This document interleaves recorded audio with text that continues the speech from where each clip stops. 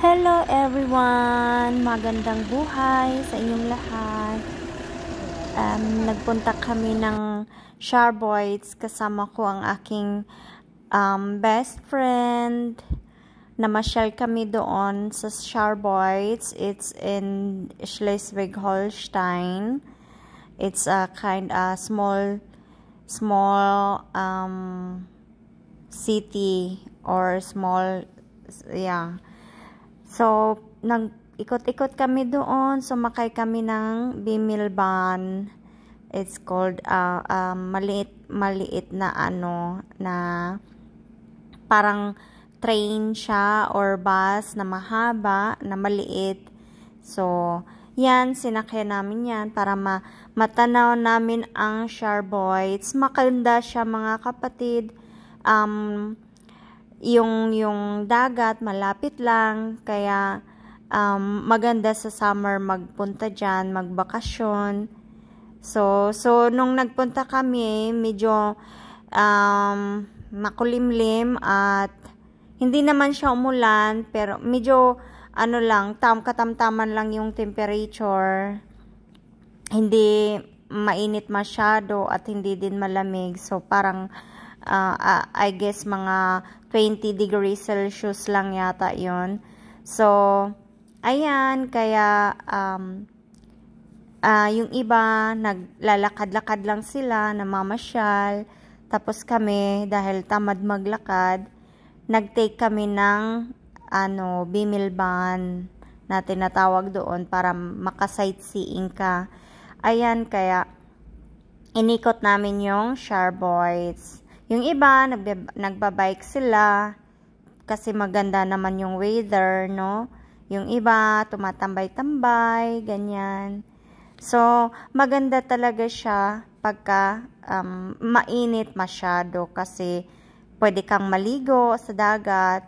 So, malamig kasi ang tubig niyan kung ang temperature ng sa labas is 20 grads. So, yung tubig niyan is sobrang lamig. Kaya, iilan lang yung naligo. Parang isa lang, dalawa lang yata yung nakita ko na naligo. So, talagang, lang, matapang ka kung maliligo ka sa malamig na temperatura ng tubig. Ayan, madaming nakatambay na dyan kasi medyo nasa center na, nasa city area na tayo. So, maraming family na nagagathering, nagpipiknik, yung ganon. Kaya, nag-enjoy kami ng kaibigan ko na sa panonood at pamamasyal dyan. Kaunti lang,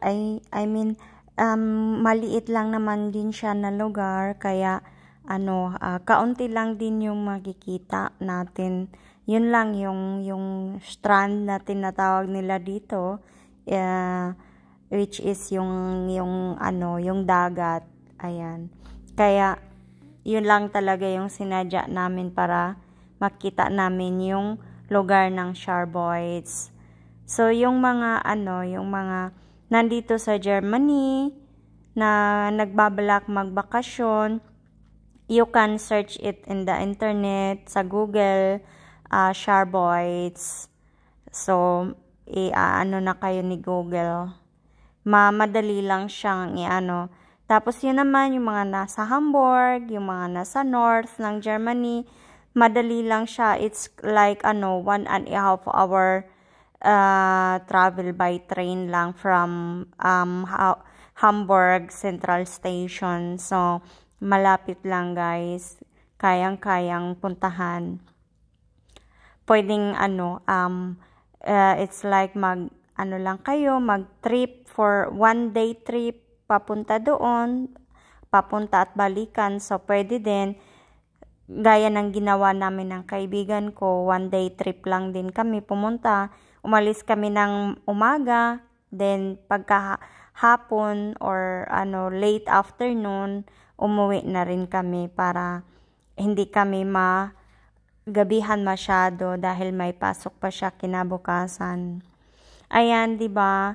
Maganda siyang tanawin. Kasi yun nga, dagat. mga tao sabik sa dagat.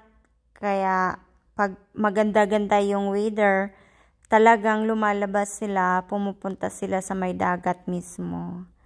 So, ayan na, itong way na to, pabalik na tayo doon sa, station, parang station ng Bimilban.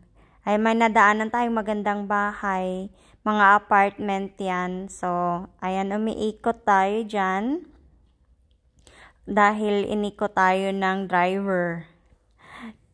Dinaan tayo sa mga bahay-bahay para makita daw yung mga bahay. Ang ganda ng bahay na yan, na nagandahan ako sa struktura niya at saka yung sa design niya, ganon.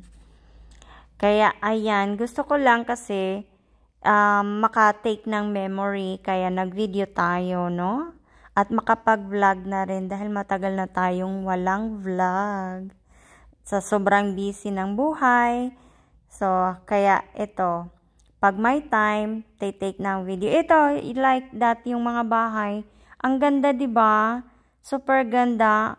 I think super mahal naman din siya, no? Hindi natin afford makaano ng bahay. So, ayan, pabalik na nga tayo. So, malapit na tayong makarating sa mga restaurants na rin yan dyan, at bars, then my hotels, yeah, nadalaanan natin. So, ayan, mga shops, like souvenirs na gusto mong bumili. So, nandoon na rin sa center mismo.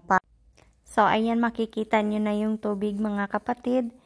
Dahil pabalik na tayo, very malapit na sa destination, I mean sa parking ng train or ng bus kung saan kami nag-start, doon din kami babalik. At doon din kami bababa. So ayan, kaya mga restaurants nang nakikita natin. Tapos ayan yung dagat, nakikita nyo na sa video yung tubig. Ayan. So, sa lahat ng nagbabalak magbakasyon, pumunta kayo dyan. Yung restaurants na yan, Ahoy, ang may-ari niyan is isang sikat na chef cook dito sa Germany. Ang pangalan niya ay si Stefan Hensler. Siya yung may-ari ng restaurant na yan. So, thank you so much sa panonood, at hope to see you next time again. Bye!